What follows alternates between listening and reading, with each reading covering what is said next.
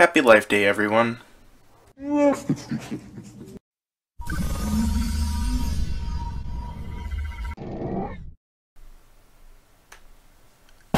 to everyone and welcome to Star Wars Opinion.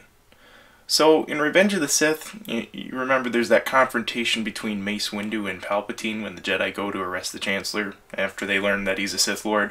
I am the Senate. Not yet.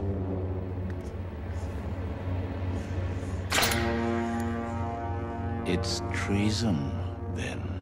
Well, we all know what happens. Aegon Kolar dies, AC-10 dies, Kit Fisto dies, all rather quickly, and we're left with the Lord of the Sith versus the second most powerful Jedi in the galaxy. We go from Mace getting backed up by Palpatine to having their lightsabers locked together.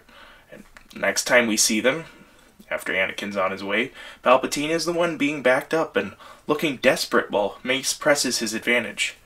So a final counterattack by the Sith Lord fails, and he is disarmed and held at lightsaber point by the Jedi Master.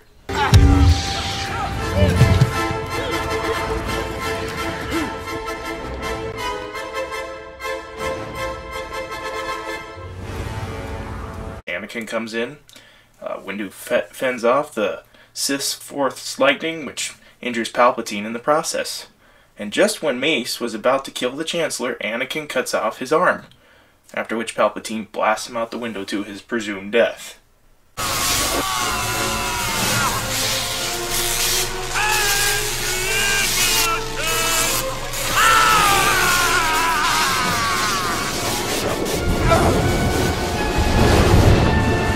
Now the question here is, who really wins this duel? Mace or Palpatine? Well, we see that Palpatine is the one on the ground. He's the one begging for his life. So from a literal standpoint, it's obviously Mace. Now, did Palpatine throw the fight? That often gets brought up by fans. Did Palpatine throw the fight? Well, if he did so, I have to say he did a really good job faking his defeat. But if we go to George Lucas, he's the one who said that Mace won the fight. And if you watch the fight, once the lightsabers are locked, everything from then on, Mace has the upper hand. He's the one driving Palpatine back. Palpatine looks quite desperate. He's fending off blows, trying to keep the fight going as long as he can. Which begs the question, why is Palpatine doing this? Well, it's because he knows he can't defeat Windu. And he doesn't really want to. The purpose of this whole fight is to frame the Jedi for an assassination attempt, and more importantly, to force Anakin into a rather difficult choice between Palpatine or Mace, between the dark side or the Jedi. Now, Palpatine knows that Anakin looks to him as a father figure, while, on the other hand, he's not particularly good friends, you would say, with Windu. So when Anakin comes in, and he sees his unarmed old friend being threatened by his fellow Jedi, Palpatine knows that Anakin's more likely going to go with him than with Windu, almost certainly. And that's, of course, what Palpatine wants. He wants Mace to try and kill him, to drive that point home. And that's, of course, why he waits until Anakin is in there to blast Mace with Force Lightning. In a situation like that, Mace, as far as he knew, the Sith Lord wasn't that big of a deal.